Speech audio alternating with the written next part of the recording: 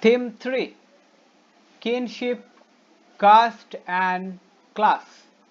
Early societies 600 BCE to 600 CE.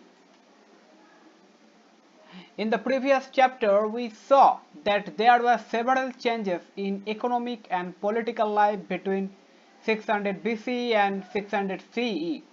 Some of these changes influenced societies as well. For instance, the extension of agriculture into forested areas transformed the lives of forest dwellers. Craft specialists often emerged as distinct social groups. The unequal distribution of wealth sharpened social differences. Historians often use textual tradition to understand these processes. Some texts lay down norms of social behavior, others describe and occasionally comment on a wide range of social situations and practices. We can also catch a glimpse of some social actors from inscription. As we will see, each text and inscription was written from the perspective of specific social categories. So we need to keep in mind who composed what and for whom. We also need to consider the language used and the ways in which the text circulated. Use carefully text allows us to piece together attitude and practices that shaped social histories. A terracotta sculpture depicting a scene from the Mahabharata, West Bengal, 17th century. In focusing on the Mahabharata, a colossal epic running in its presence from into over 1 lakh verses with depiction of a wide variety range of social categories and situations. We draw on one of the richest texts of the subcontinent. It was composed over a period of about 1000 years, 500 BC onwards, and some stories it contains may have been in circulation even earlier. The central story is about two sets of warring cousins. The text also contains section laying down norms of behavior for various social groups. Occasionally, though not always, the principal characters seem to follow these norms. What does conformity with norms and deviation from them signify?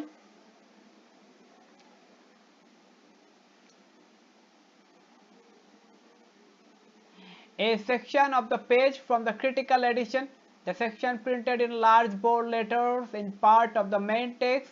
The smaller print lists variation in different manuscripts, which were carefully catalogued. 1. The critical edition of the Mahabharata. One of the most ambitious projects of scholarship began in 1919 under the leadership of a noted Indian Sanskritist, V.S. Sukthankar. A team comprising dozens of scholars initiated the task of preparing a critical edition of the Mahabharata. What exactly did this involve? Initially, it meant collecting Sanskrit manuscripts of the text written in a variety of scripts from different parts of the country. The team worked out a method of comparing verses from each manuscript. Ultimately, they selected the verses that appeared common to most versions and published this in several volumes, running into over 13,000 pages. The project took 47 years to complete. Two things became apparent. There were several common elements in the Sanskrit version of the story, evident in manuscripts found all over the subcontinent, from Kashmir and Nepal in the north to Kerala and Tamil Nadu in the south. The ways in which the text had been transmitted over the centuries, these variations were documented in footnotes and appendix to the main text. Taken together, more than half the 13,000 pages are devoted to these variations.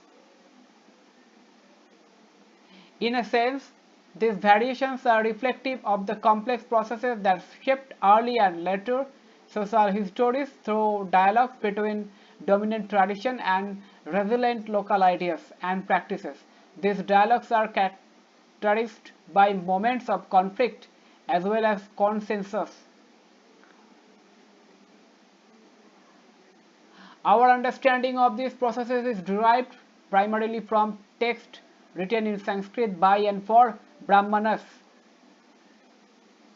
When issues of social history were explored for the first time by historians in the 19th and 20th century, they tended to take this text at face value, believing that everything that was laid down in this text was actually practiced. Subsequently, scholars began studying other traditions from works in Pali, Prakrit, Tamil. These studies indicated that the ideas contained in normative Sanskrit texts were on the whole recognized as authoritative. They were also questioned and occasionally even rejected. It is important to keep this in mind as we examine how historians reconstruct social histories. Next, terms for family and kin. Sanskrit texts use the term kula to designate families and jati for the larger network of kinfolk. The term vamsha is used for the lineage to kinship and marriage. Many rules and varied practices. Finding out about families. We often take family life for granted. However, you may have noticed that not all families are identical. They vary in terms of numbers of members, their relationship with one another, as well as the kinds of activities they share. Often people belonging to the same family share food and other resources and live, work and perform rituals together. Families are usually parts of larger networks of people defined as relatives, or to use a more technical term, kinfolk. While familial ties are often regarded as natural and based on blood, they are defined in many different ways. For instance, some societies regard cousins as being blood relations, whereas others do not. For early societies, historians can retrieve information about elite families fairly easily. It is, however, far more difficult to reconstruct the familial relationship of ordinary people. Historians also investigate and analyze attitude towards family and kinship. These are important because they provide an insight into people's thinking.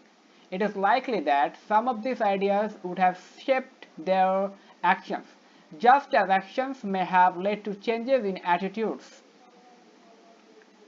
The ideal of patrilineage. Patrilineage means tracing descent from father to son, grandson, and so on. Matrilineage is a term used when descent is traced through the mother. Can we identify points when kinship relations changed? At one level, the Mahabharata is a story about this. It describes a fought over land and power between two groups of cousins, the Kauravas and the Pandavas, who belongs to a single ruling family, that of the Kurus, a lineage dominating one of the Janapadas. Ultimately, the conflict ended in a battle in which the Pandavas emerged victorious. After that, patrilineal succession was proclaimed. While patrilineal has existed prior to the composition of the epic, the central story of the Mahabharata reinforced the idea that it was valuable. Under patrilineal, sons could claim the resources, including the throne in the case of kings, of their fathers when the latter died. Most ruling dynasties, the 6th century BC onwards, claimed to follow this system. Although there were variations in practice, sometimes there were no sons. Map 1, the Kuru Panchala region and neighboring area.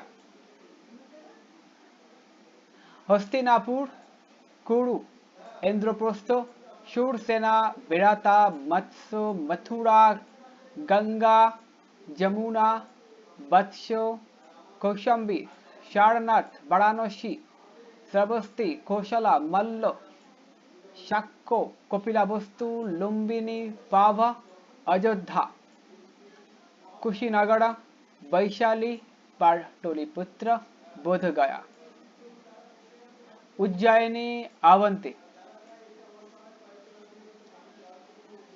In some situations, brothers succeeded one another, sometimes other kinsmen claimed the throne, and in very exceptional circumstances, women such as Prabhavati Gupta exercised power. The concert with patrilineal was not unique to ruling families. It is evident in mantras, in ritual texts such as the Rig Veda. It is possible that these attitudes were shared by wealthy men and those who claimed high status, including Brahmanas, producing fine sons. Here is an excerpt of a mantra from the Rig Veda, which was probably inserted in the text 1000 BC to be chanted by the priest while conducting the marriage ritual. It is used in many Hindu weddings even today. I free her from here, but not from there. I have bound her firmly there, so that through the grace of Indra, she will have 5 sons and be fortunate in her husband's love. Indra was one of the principal deities, a god of valor, warfare, and rain. Here and there refer to the father's and husband's house respectively. In the context of the mantra discusses the implications of marriage from the point of view of the bride and groom. Are the implications identical or are there differences? Comment this. Why kinfolk quarreled? This is an extract from the Adi Padman, literally the first section of the Sanskrit Mahabharata, describing why conflicts arose among the Kauravas and Pandavas. The Kauravas were the sons of Dhritarashtra and the Pandavas were their cousins. Since Dhritarashtra was blind, his younger brother Pandu ascended the throne of Hastinapura. However, after the premature death of Pandu, Dhritarashtra became king, as the royal princes were still very young. As the princes grew up together, the citizens of Hastinapura began to express their preference for the Pandavas, for they were more capable and virtuous than the Kauravas. This made Duryodhana, the eldest of the Kauravas, jealous. He approached his father and said, "You yourself did not receive the throne, although it fell to you because of your defect. If the Pandava receives the patrimony from Pandu, his son will surely inherit it in turn, and so will his son and his. We ourselves with our sons shall be excluded from the royal succession and become of slight regard in the eyes of the world, Lord of the earth." Passages such as this may not have been literally true, but they give us an idea about what those who wrote the text thought. Sometimes, as in this case, they contain conflicting ideas. Read the passage and list the different criteria suggested for becoming king.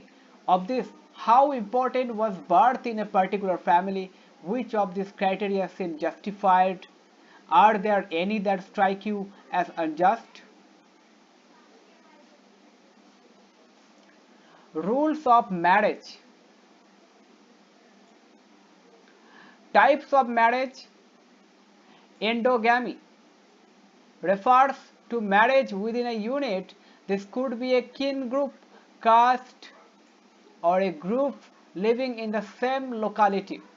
Exogamy refers to a marriage outside the unit. Polygamy is the practice of a man having several wives. Polyandry is the practice of a woman having several husbands. While sons were important for the continuity of the patrilineage, daughters were viewed rather differently within this framework. They had no claims to the resources of the household. At the same time, marrying them into families outside the kin was considered desirable. This system, called exogamy, literally marrying outside,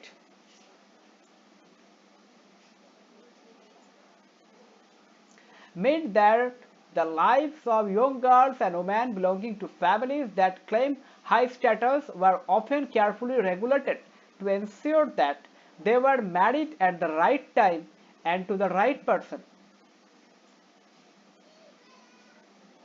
This gave rise to the belief that Kannadana, or the gift of a daughter in a marriage, was an important religious duty of the father. With the emergence of new towns, social life became more complex. People from near and far met to buy and sell their products and share ideas in the urban milieu.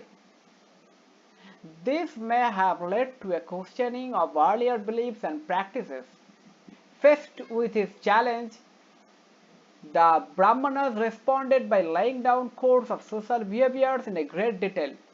These were meant to be followed by Brahmanas in particular and the rest of society in general. From 500 BCE, these norms were compiled in Sanskrit texts known as the Dharmasutras and Dharmasastras. The most important of such work, the Manusmriti, was compiled between 200 BC and 200 CE. While the Brahmana authors of these texts claimed that their point of view had universal validity and that what they prescribed had to be obeyed by everybody, it is likely that real social relations were more complicated.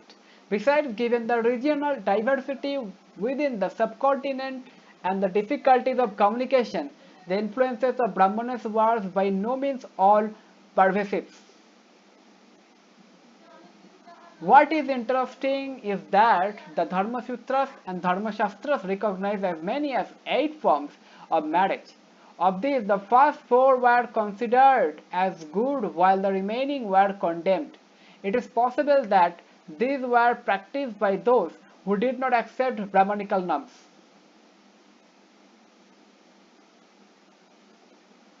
Eight forms of marriage. Here are the first, fourth, fifth, and sixth form of marriage from the Manusmriti.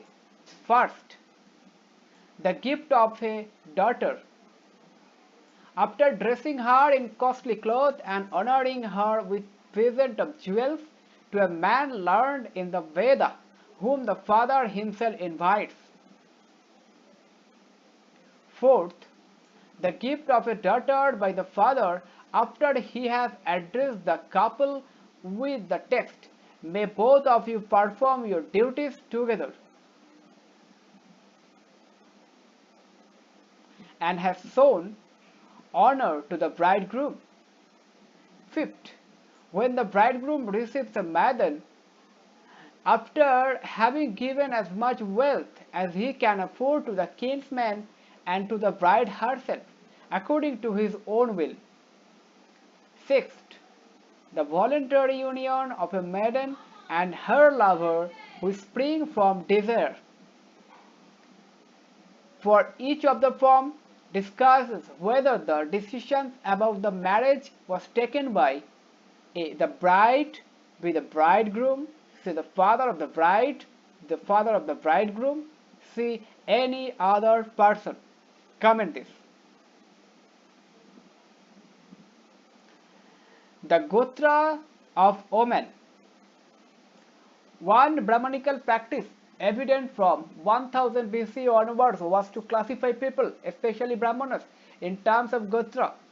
Each Gotra was named after a Vedic seer, and all those who belonged to the same Gotra was regarded as his descendants. Two rules about Gotra were particularly important. Women were expected to give up their father's Gotra and adopt that of their husbands on marriage, and members of the same Gotra could not marry.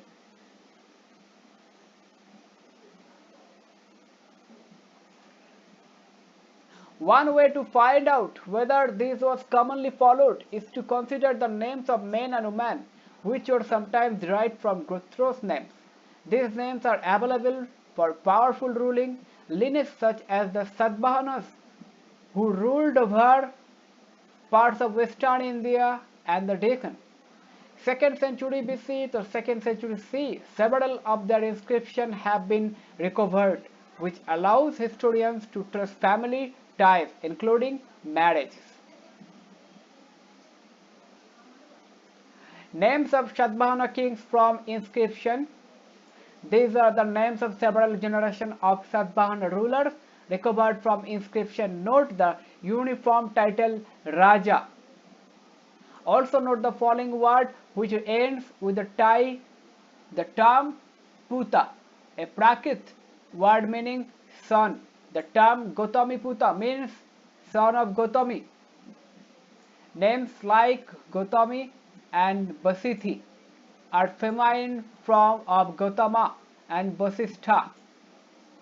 Vedic seers after whom Gotras were named: Raja Gautamiputra Sri Shatkarni, Raja Bashitiputra Sri Pulomai, Raja Gautamiputra Sami Sri Jana Satkarni, Raja Madariputra Sami Sakshera, Raja Bashatiputra Chhatrapana Satkarni, Raja Huritiputra Binukada Chuttukulamada Satkarni,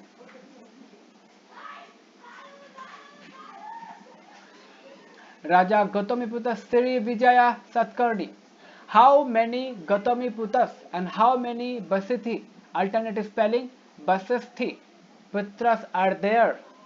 Comment this.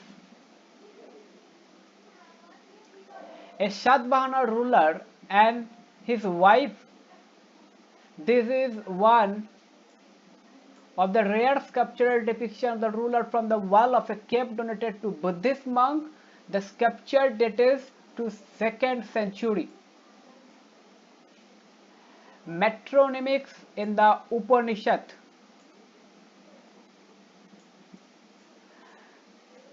The Brihadaranyaka Upanishad, one of the earliest Upanishads, contains a list of successive generations of teachers and students, many of whom were designated by metronymics. A mother's advice. The Mahabharata describes how when war between the Kauravas and Pandavas became almost inevitable. Gandhari made one last appeal to her eldest son Duryodhana. By making peace, you honor your father and me, as well as your well-wishers. It is the wise man in control of his senses who guards his kingdom. Greed and anger drag a man away from his profit. By defeating these two enemies a king conquer the earth. You will happily enjoy the earth, my son, along with the wise and heroic Pandavas. There is no good in a war, no law, dharma, and profit artha. Let alone happinesses, nor is there necessarily victory in the end. Don't send your mind on war. Duryodhana did not listen to this advice and fought and lost the war. Does this passage give you an idea about the way in which mothers were viewed in early Indian societies? Comment this. Discuss how are children named today? Are these way of naming similar to or different from those described in this section? Comment this. Some of Satavahana rulers were polygynous, that is, had more than one wife.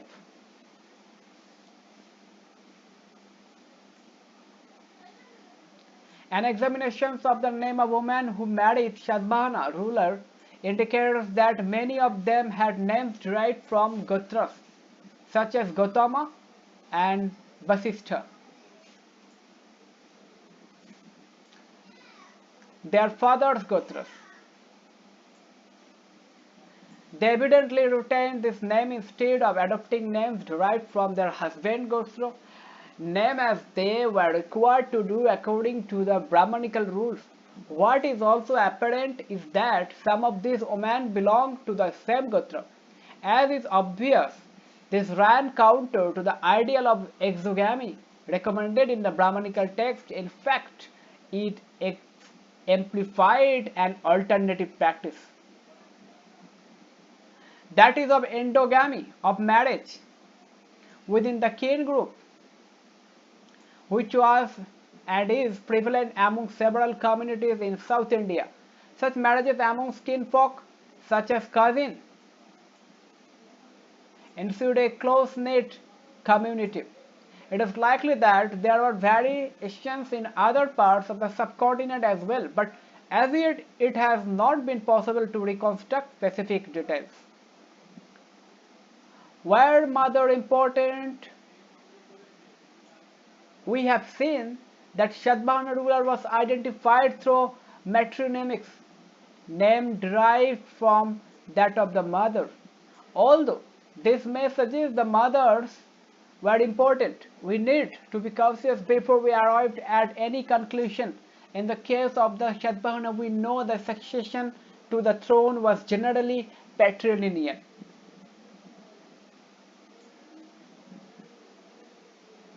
A battle scene.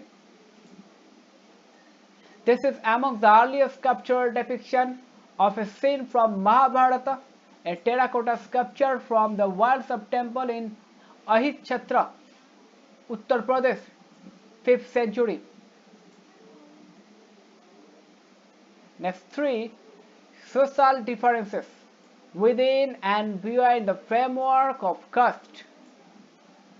You are probably familiar with the term caste, which refers to a set of hierarchical ordered social categories. The ideal order was laid down in the Dharma Sutras and Dharma Shastras. Brahmanas claimed that this order, in which they were ranked first, was divinely ordained, while placing groups classified as Shudras and untouchables at the very bottom of the social order, position which the order was supposedly determined by birth. The right occupation.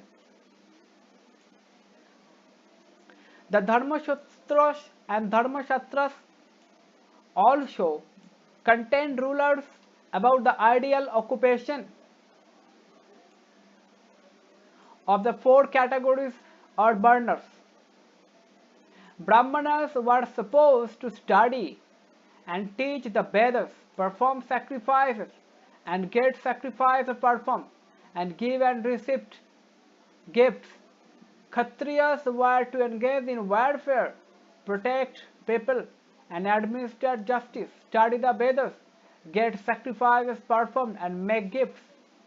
The last three occupations were also assigned to the Vaishyas, who were in addition expected to engage in agriculture, pastoralism, and trade. Shudras were assigned only one occupation, that of serving the three higher varnas. The Brahmanas evolved two or three strategies for enforcing these norms.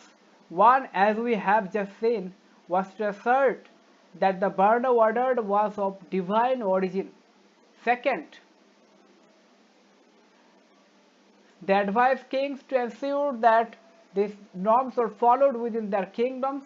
And third, they attempt to persuade people that their status was determined by birth. However, this was not always easy. So, prescriptions were often reinforced by stories told in the Mahabharata and other texts. A divine order. To justify their claims, Brahmanas often cited a verse from a hymn in the Rig Veda, known as the Purusha Sukta, describing the sacrifice of Purusha, a primeval man.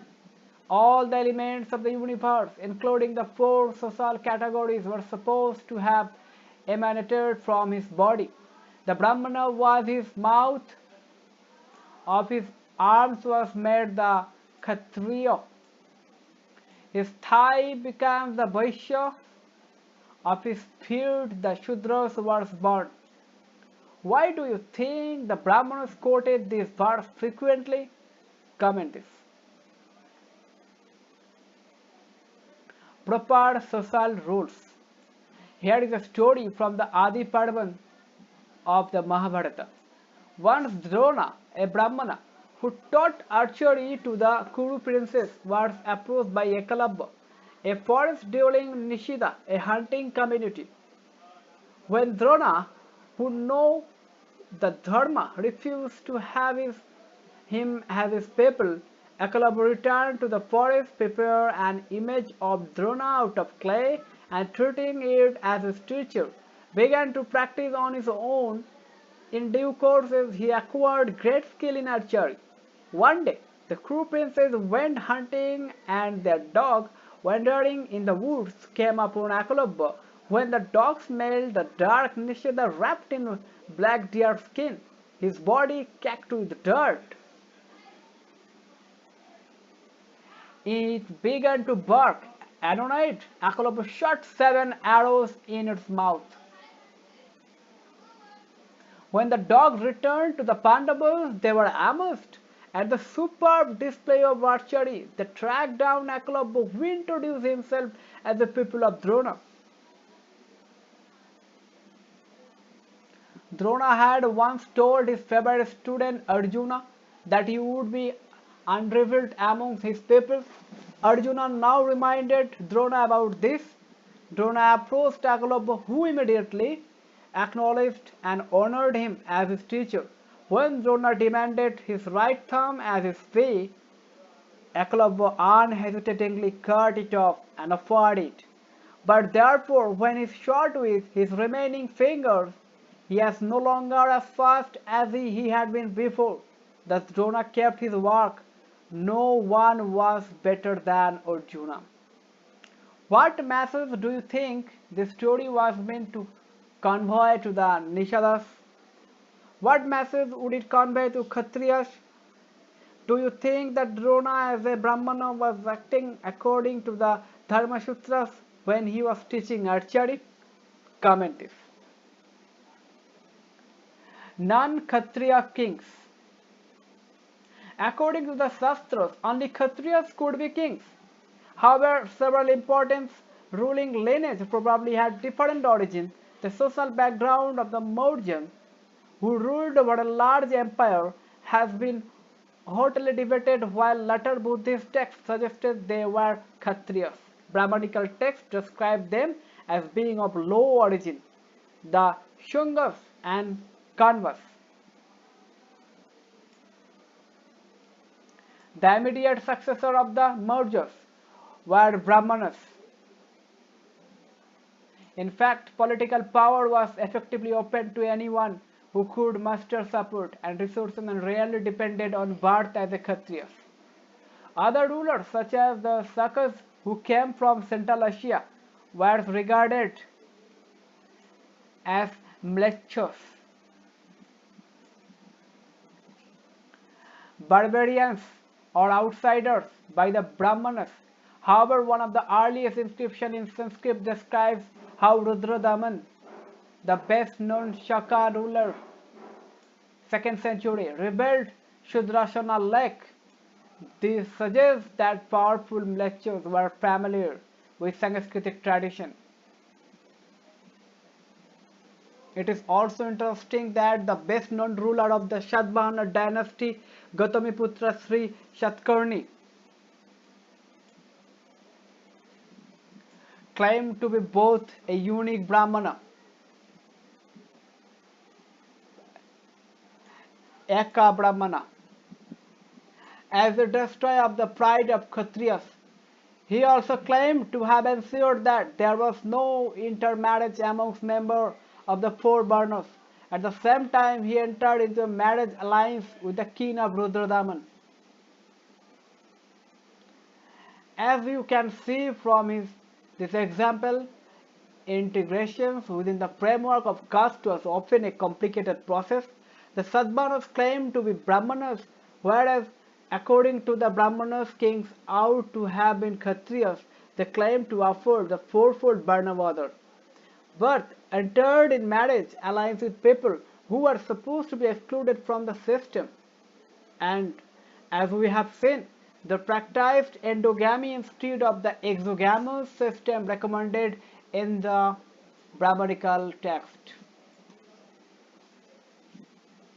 Silver coin depicting a Shaka ruler 4th century. Jatis and social mobility. These complexities are reflected in another term used in text to refer to social categories, jati. In Brahmanical theory, jati-like varna was based on birth. However, while the number of varnas were fixed at 4, there was no restriction on the number of jatis. In fact, whenever Brahmanical authorities encountered new groups, for instance people living in forests such as the Nishadas, or wanted to assign a name to occupational categories such as the goldsmith or Subarnakara, which did not easily fit into the fourfold Varna system. Common occupation or profession were sometimes organized into srenis or guilds.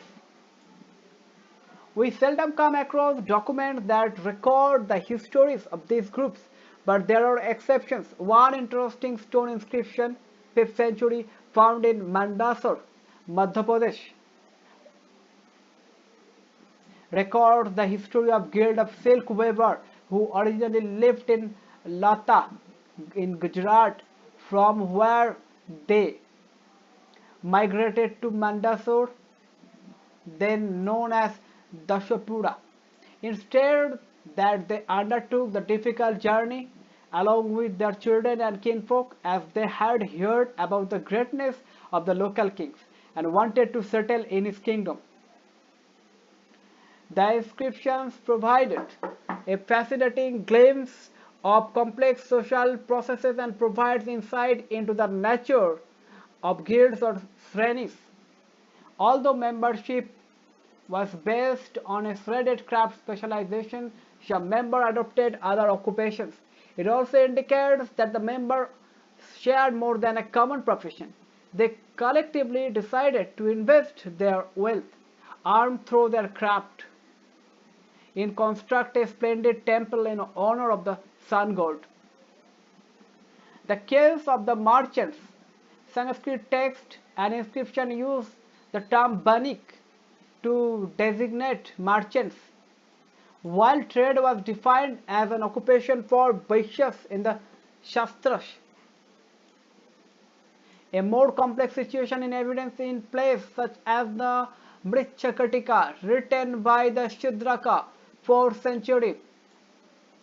Here the hero Charudatta was described as both a Brahmana and a Sartavaha or merchant, and a 5th century inscription described two brothers who made a donation for the construction of a temple as Kshatriya Baniks.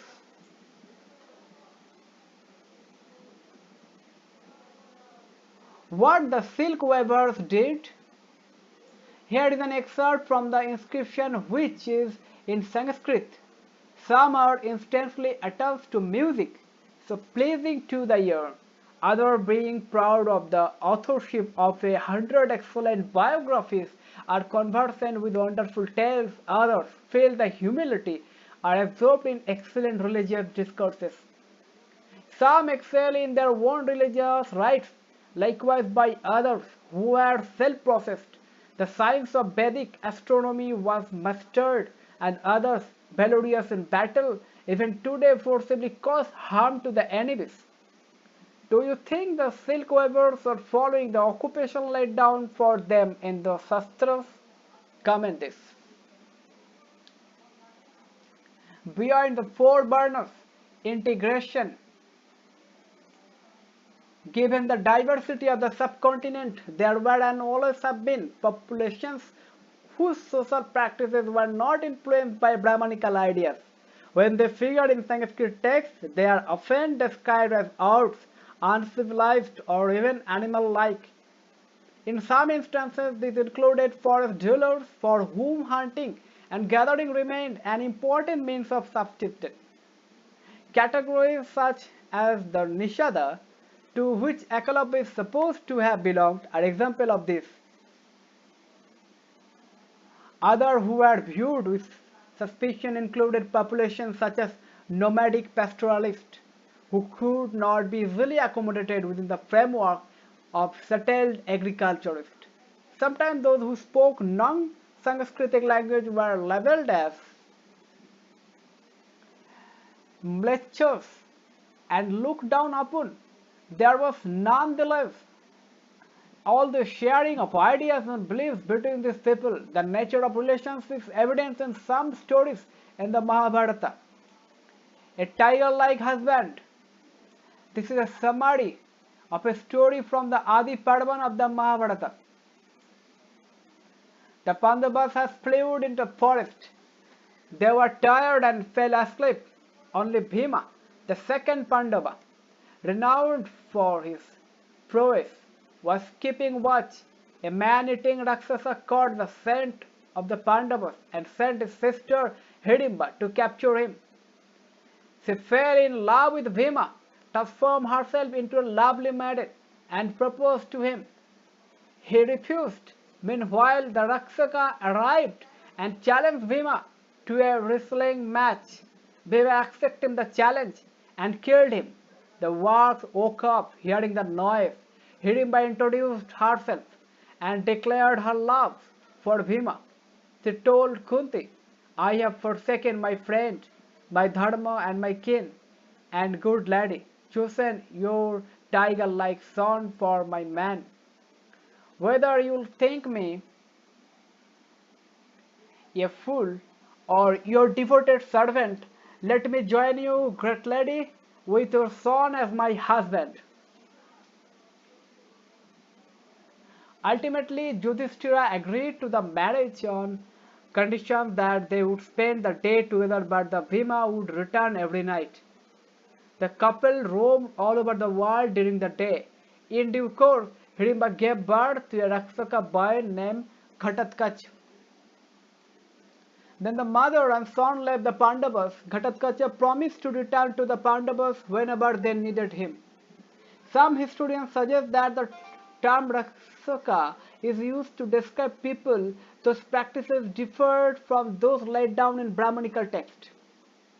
Identify the practices described in the passage which seem non-Brahmanical. Comment this. Beyond the four burners, subordination and conflict. While the Brahmanas considered some people as being outside the system, they also developed a super social divine by classifying certain social categories as untouchable. This rested on a notion that certain activities, especially those connected with the performance of ritual, were scared and by extension pure. Those who considered themselves pure avoided taking food from those they designated as untouchable. In sharp contrast to the purity aspect, some activities were regarded as particularly polluting. This included handling corpses and dead animals. Those who performed such tasks designated as Chandalas was placed at the very bottom of the hierarchy. Their touch and in some cases even seeing them was regarded as polluting by those who claimed to be at the top of the social order. Depiction of a maintenance-seeking alms stone capture Gandhara, 3rd century.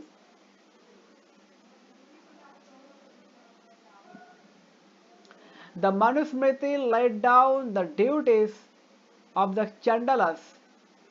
They had to live outside the village, use discarded utensils, and wear clothes of the dead and ornaments of iron. They could not walk about in villages and cities at night. They had to dispose of the bodies of those who had no relatives and serve as executioners. Much later, the Chinese Buddhist monk Fa Hien, 5th century, wrote that untouchables had to sound a clappers in the streets so that people could avoid seeing them. Another Chinese pilgrim, Xuanzang, 7th century, observed that executioners and scavengers were forced to live outside the city. By examining non-Brahmanical texts which depict the lives of Chandalas, historians have tried to find out whether Chandalas accept the life of degradation prescribed in the Shastras. Sometimes these depictions correspond with those in the Brahmanical text, but occasionally there are hints of different social realities. The Bodhisattva as a Chandala. Did Chandala resist the attempt to push them to the bottom of the social order? Read this story, which is part of the Matanga Jataka, a Pali text where the Bodhisattva, the Buddha in the previous birth, is identified as a Chandala. Once the Bodhisattva was born outside the city of Banaras as a Chandala's son and named Matanga. One day, when he had gone to the city on some work, he encountered Ditta Mangalika, the daughter of the merchant. When she saw him, she exclaimed, "I have seen something inauspicious," and washed her eyes. The angry hangers on then beat him up. In protest, he went and lay down at the door of her father's house. On the 7th day, they brought out the girl and gave her to him. She carried the starving Matanga back to the Chandala statement. When he returned home, he decided to renounce the world. After attaining spiritual power, he returned to Benares and married her. A son named Mandava Kumara was born to them. He learned the 3 Vedas. As he grew up and began to provide food to 16,000 Brahmanas every day. One day, Matanga, dressed in rags with a clay alms bowl in his hand, arrived at his son's doorstep and begged for food. Mandava replied that he looked like an outcast and was unworthy of alms. The food was meant for the Brahmanas. Matanga said, "Those who are proud of their birth and are ignorant do not deserve gifts. On the contrary, those who are free from vices are worthy of offerings." Mandava lost his temper and asked his servant to throw the man out. Matanga rose in the air and disappeared. When Ditta Mangalika learned about this incident, she followed the Matanga and begged his forgiveness. He asked her to take a bit of the left for her from his bowl and give it to Mandava and the Brahmanas. Identify elements in the story that suggest that it was written from the perspective of Matanga. Comment this. Discuss which of the sources mentioned in this section suggest that people followed the occupation laid down by Brahmanas. Which sources suggest other possibilities? Comment this. 4. Beyond birth, resources and status. If you recall the economic relation discussed in chapter 2, you will realize that slaves, landless, agricultural laborers, hunters, fisher folks, pastoralists, peasants, village headmen, craftsperson, merchant, and kings emerged as social actors in different parts of the subcontinent. Their social positions were often shaped by their accesses to economic resources. Here, we will examine the social implication of access to resources in certain specific situations. Draupadi's questions. Draupadi is supposed to have asked Yudhishthira whether he had lost himself before taking her. Two contrary opinions were expressed in responses to these questions. One, that even if Yudhishthira had lost himself earlier, his wife remained under his control, so he could take her. Two, that an unfree man as Yudhishthira was when he had lost himself, could not take another person. The matter remained unresolved. Ultimately, Dhritarashtra restored to the Pandavas and Draupadi their personal freedom. Do you think that this episode suggests that wives could not be treated as the property of their husbands? Comment this. Gendered access to property. Consider first critical episode in the Mahabharata. During this course of the long-drawn rivalry between the Kauravas and the Pandavas, Duryodhana invited Yudhishthira to a game of dice. The latter, who was decided by his rival, staked his gold, elephants, chariots, slaves, army, treasury, kingdom, the property of his subjects, his brothers, and finally himself, and lost all. Then he staked their common wife Draupadi and lost her too. Issuing of ownership foregrounded in stories such as this one also figure in the Dharma Sutras and Dharma Shastras according to the Manusmriti. The paternal estate was to be divided equally among sons after the death of parents, with a special share for the eldest. Women could not claim a share of these resources. However, women were allowed to retain the gift they received on the occasions of their marriage as Stridhana.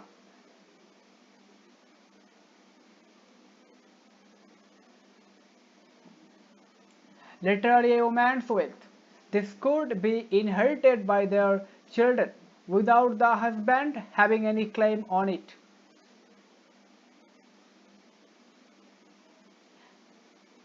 At the same time, the Manusmriti warned women against hoarding family property or even their own valuables without the husband's permission. You have read about wealthy women such as the Bhaktaka queen Prabhadevi Gupta. However, cumulative evidence, both epigraphic and textual, suggests that while upper-class women may have had access to resources, land, cattle, and money were generally controlled by men. In other words, social differences between men and women were serpent because of the differences in access to resources. How could men and women acquire wealth?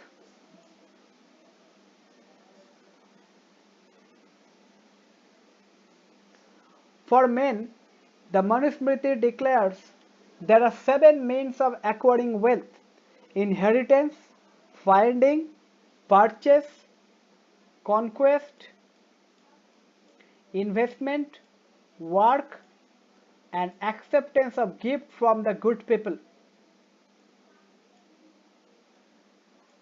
For women, there are 6 means of acquiring wealth: what was given in front of the fire, marriage, or the bridal procession, or as a token of affection, and what she got from her brother, mother, or father. She could also acquire wealth through any subsequent gift and whatever her affectionate husband might give her. Compare and contrast the ways in which men and women could acquire wealth. Comment this. Burden and access to property. According to the Brahmanical text, another criterion apart from gender for regulating access to wealth was Varna. As we saw earlier, the only occupation prescribed the Shudras were servitude, while a variety of occupations were listed for men of the first 3 Varnas. In this, provisions were actually implemented. The wealthiest men would have been the Brahmanas and Kshatriyas, that is corresponded to some extent with social realities. In evidence from description of priests and the kings in other textual traditions, kings are almost invariably depicted as wealthy. Priests are also generally shown to be rich, though there are occasional depictions of the poor Brahmana. At another level, even as the Brahmanical view of society was codified in the Dharma Sutras and Dharma Shastras, other traditions developed critics of the Varna order. Some of the best known of these were developed within early Buddhism. 6th century BC onward, see also chapter 4. The Buddhists recognized that there was differences in society, but did not regard this as natural or inflexible. They also rejected the idea of claims to status on the basis of birth.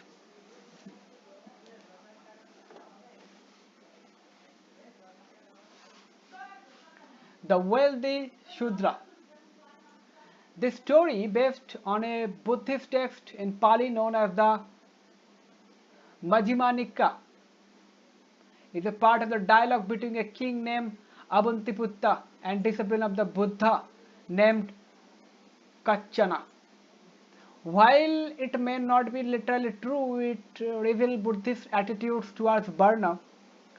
Avantiputta asked Kachana what he thought about Brahmanas, who held that they were the best caste and that all other castes were low, that Brahmanas were a fair caste while all other castes were dark, the only Brahmanas were pure, not Brahmanas, that Brahmanas were son of Brahma, born of his mouth, born of Brahma, from by Brahma, heirs to Brahma.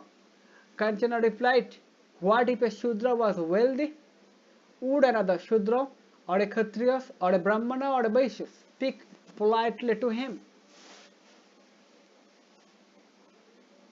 Avantiputta replied that if a Shudra had wealth of corn or gold or silver, he could have as his obedient servant another Shudra, to get up earlier than he, to go to rest later, to carry out his order, to speak politely, or he could even have a Kshatriya or a Brahmana or a Vaishya as his obedient servant.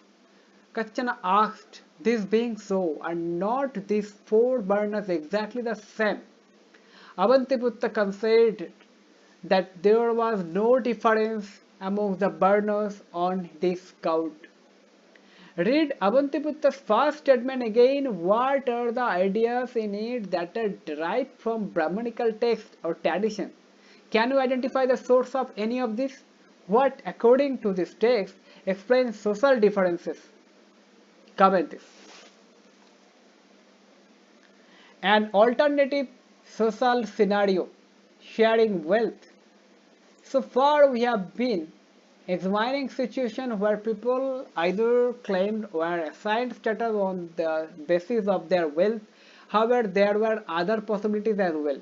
Situations where men who were generous are respected, while those who were miserly or simply accumulated wealth for themselves were despised. One area where these values were cherished as ancient Tamilicum, where, as we saw earlier, there were several chiefdoms around 2000 years ago. Amongst other things, the chiefs were patrons of birds and poets who sang their praises. Poems are included in the Tamil Sangam anthologies, often illuminate social economic relationships, suggesting that while there were differences between rich and poor, those who controlled resources were also explained to share them. The poor generous chief in this composition from the Puranaruru, one of the anthologies of poems of the Tamil Sangam literature, 1st century. A bird describes his patron to the other poets. He, that is the patron, does not have the will to lavish on others everybody, nor does he have the pettiness to say that he has nothing and so refuse. He lives in Irantai, a place, and if generous, he is an enemy to the hunger of birds. If we wish to cure your poverty, come along with me. Birds whose lives are so skilled. If we request him, showing him our ribs thin with hunger, he will go to the blacksmith of this village, and will say to that man of powerful hands, "Set me a long spear of for wear, one that has a straight blade." What are the strategies which the bird used to try the pursuit? The chief to be generous. What is the chief expected to do to acquire wealth in order to give some to the birds? Come in this. Discusses how do social relationships operate in present day societies? Are there any similarities or differences with patterns of the past? Comment this. A chief and his followers stone sculpture Amravati, Andhra Pradesh, 2nd century. How has the sculpture shown the difference between the chief and his followers? Comment this. 5. Explaining social differences, a social contract. The Buddhists also developed an alternative understanding of social inequalities and of the institutions required to regulate social conflict. In a myth found in a text known as the Sutta Pitaka, they suggested that originally human beings did not have fully evolved bodily form, nor was the world of plants fully developed. All beings lived in an ideal state of the peace, taking from nature only what they needed for each meal. However, there was a gradual deterioration of these states as human beings became increasingly greedy, vindictive, and deceitful. This led them to wonder, what if we were to select a certain being who should be worthful when indignation is right? Who should censure that which should rightly be censured and should banish him? Who deserved to be banished? We will give him to return a proportion of the rice chosen by the whole people. He will be known as Mahasammata, the great elect.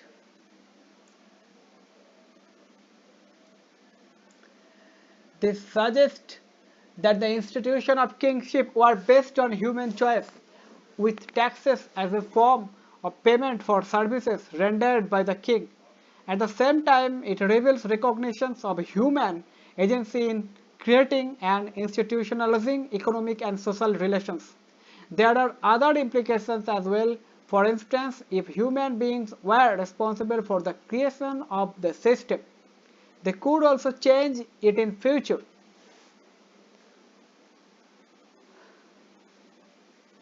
6. Handling text, historians and the Mahabharata. If you look through the sources cited in the chapter, once more you will notice that historians consider several elements when they analyze its text. This examines whether texts were written in Prakrit, Pali or Tamil languages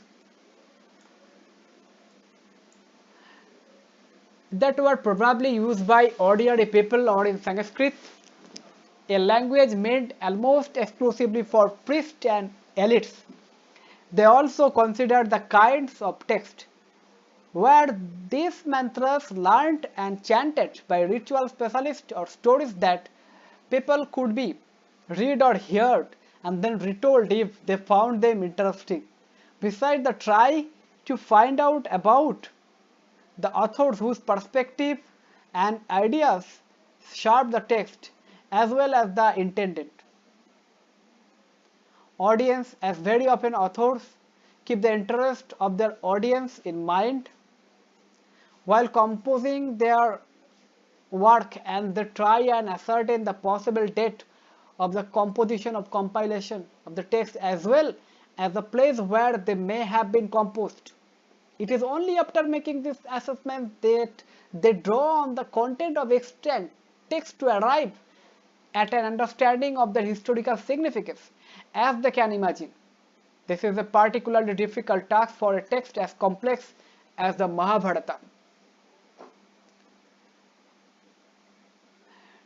Didactic refers to something that is meant for purposes of instruction. Language and content. Let us look at the language of the text. The versions of the Mahabharata we have been considering is in Sanskrit, although there are versions in other languages as well. However, the Sanskrit used in the Mahabharata is far simpler than that of the Vedas or of the Prasastis discussed in chapter 2. As such, it was probably widely understood. Historians usually classified the contents of the present text under two broad heads: sections that contain stories designated as the narrative, and sections that contain prescriptions about social norms designated as didactic. This division is by no means watertight.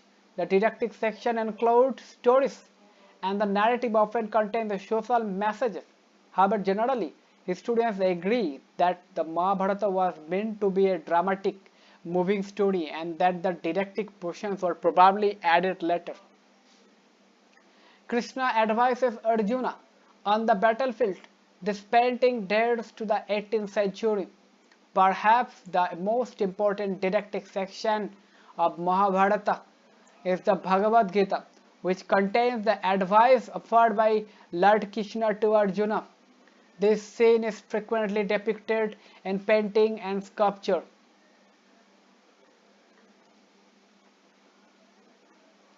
Interestingly, the text is described as an itihasa. Within early Sanskrit tradition, the literal meaning of the term is "thus it was," which is why it is generally translated as history. Was there a real war that was remembered in the epic where we were not sure? Some historians think that the memory of an actual conflict among kinfolk were preserved in the narrative. Others point out that there is no other corroborative evidence of the battle. Lord Ganesha, the scribe, according to the tradition, Vaishya dictated the text to the deity. The illustration inform a Persian translation of the Mahabharata, 1740–50. Authors and dates. Who wrote the text? This is a question to which there are several answers. The original story was probably composed by charioteer birds known as Shutas, who generally accompanies Kshatriya's warrior to the battlefield and compose poems celebrating their victories and other achievements. This composition circulated orally. Then from the 5th century, BC, Brahmanas took over the story and began to commit it to writing. This was the time when chiefdoms such as those of Kurus and Panchalas, around whom the story of the epic revolves, were gradually becoming kingdoms. Did the new kings want their itihasa to be recorded and preserved more systematically?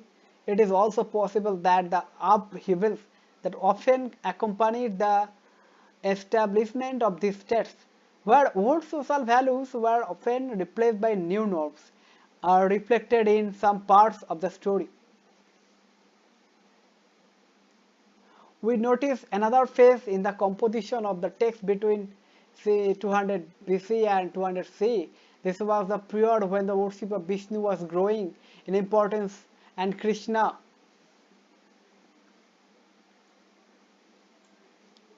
one of the important figures of the epic was coming to be identified with Vishnu.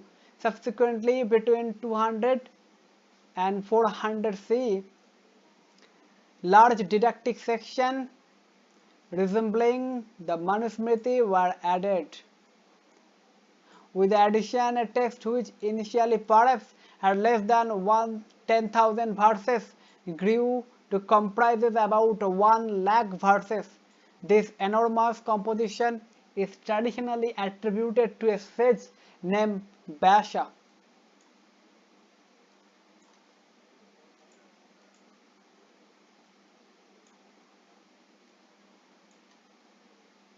The search for convergence. The Mahabharata, like any major epic, contained vivid description of battles, forests, palaces, and settlement in 1951 to 52.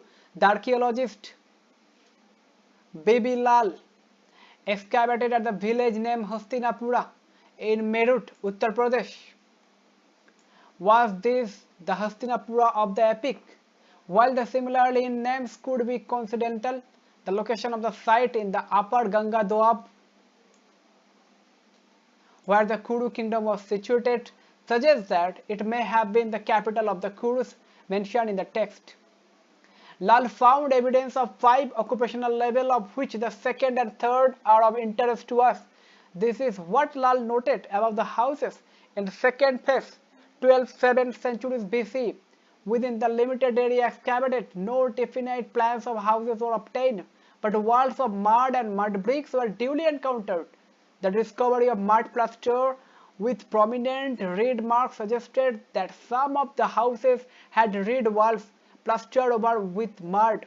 For the third phase, 6th-3rd centuries BC, he noted houses of this period were built of mud brick as well as burnt brick. Socket jar and brick drains were used for draining out refuse water, while terracotta ring wells may have been used both as wells and drainage pits. Hastinapura. This is how the city is described in the Adi Parvana of the Mahabharata. The city bursting like the ocean, packed with hundreds of mansions displayed with its gateway, arches, and turrets like massing clouds, the splendor of great Indra's city. Do you think Lal's friend matched the description of the Hastinapura in the epic? Comment this.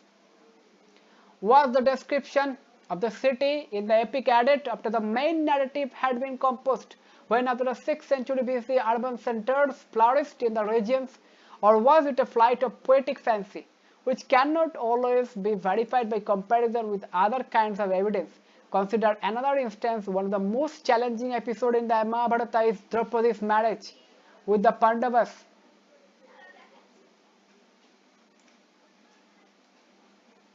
An instance of polyandry that is central to the narrative. If we examine the section of the epic that describe this, explain it in a variety of ways.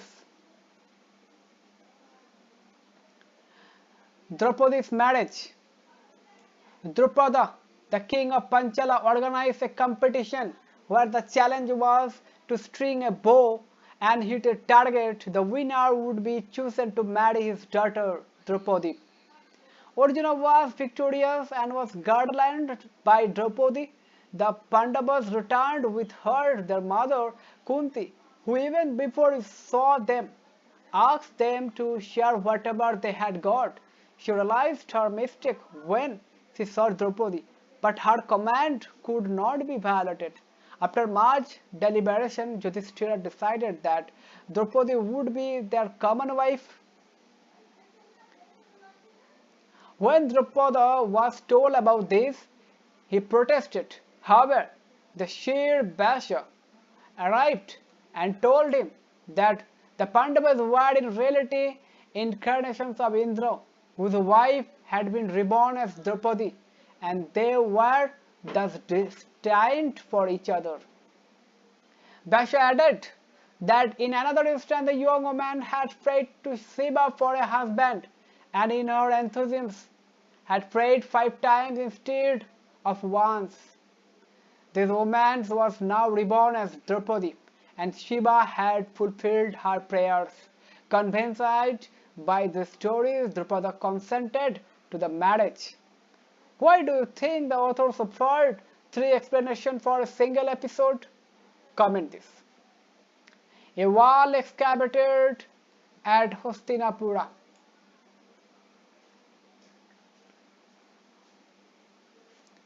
Present-day historians suggest that the fact that the authors describe a polyandrous union indicates the polyandry may have been prevalent amongst ruling elites at some point of time. At the same time, the fact that so many different explanations are offered for the episode suggests that polyandry gradually fell into disfavor amongst the Brahmanas, who reworked and developed the text through the century. Some historians note that while the practice of polyandry may have seemed unusual or even undesirable from the Brahmanical point of view, it was and is prevalent in the Himalayan region. Others suggest that there may have been a shortage of demand during times of warfare, and this led to polyandry. In other words, it was attributed to a situation of crisis. Some early sources suggest that polyandry was not the only or even the most prevalent form of marriage. Why then did the authors choose to associate this practice with the central characters of Mahabharata? We need to remember that creative literature often has its own narrative requirements and does not always literally reflect social realities.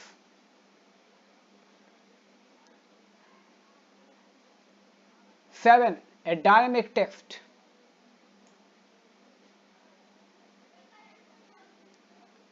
The growth of the Mahabharata did not stop with the Sanskrit version. Over the centuries, versions of the epic were written in a variety of languages through an ongoing process of dialogue between peoples, communities, and those who wrote the text.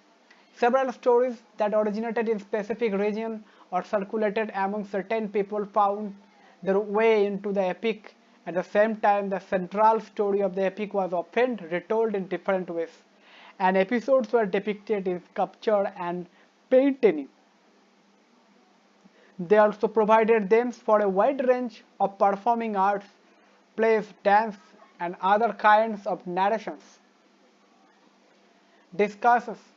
Read the excerpt from the Mahabharata included in this chapter once more. For each of these discussed whether they could have been literally true.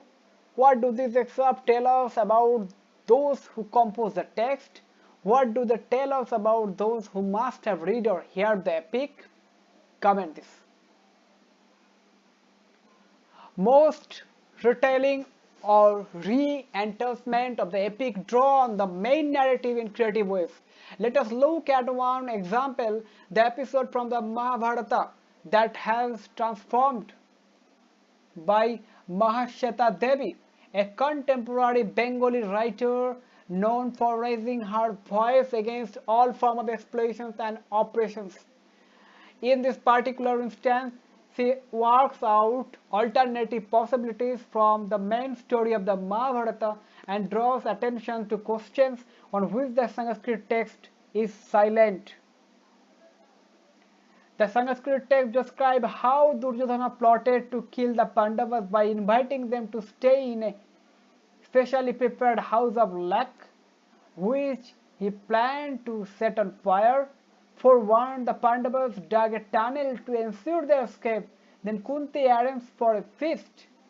While most of the invitees were Brahmanas, a Nishada woman came with her 5 sons when they were satiated with drink and fell off to sleep. The Pandavas escaped, setting fire to the house. When the bodies of the woman and her sons were discovered, people thought that the Pandavas were dead. In her short story titled Kunti or Nishadi, Mahashata Devi takes up the narrative from where the Mahabharata ends it. She sets the story in a forest where Kunti retires after the war. Kunti now has time to reflect on her past and often confesses to what she regards as her failing, talking with the earth, the symbol of nature. Every day she sees the Nishadas who come to collect wood, honey, tubers and roots. One Nishadi, a Nishada woman, often listens to Kunti when she talks with the earth. One day there was something in the yard. The animals were fleeing the forest. Kunti noticed that the Nishadi was watching her and was startled when she spoke to her and asked,